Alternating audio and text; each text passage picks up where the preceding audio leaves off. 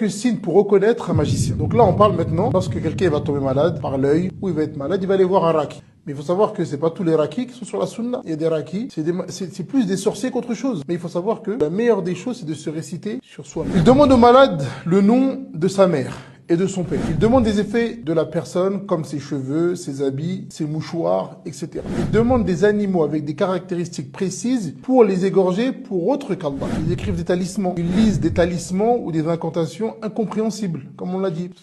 Vous voyez ça? Fuit. Il donne au malade un vêtement qui lui demande de porter. Quelle est la preuve que si je porte ce vêtement pendant 10 jours, je vais guérir? C'est quoi la preuve? Du Coran ou de la Sunna? Il ordonne au malade de se séparer des gens pendant une période précise, dans une chambre où le soleil n'entre pas. C'est parmi les choses qui nous ont été rapportées. Il va dire, reste dans cette chambre-là pendant 10 jours. Il ordonne au malade de ne pas toucher de l'eau pendant une période précise. Quand ce magicien, ce sorcier va te dire de ne pas utiliser l'eau pendant 10 jours, quel est le plus gros problème? C'est que tu ne pourras pas faire tes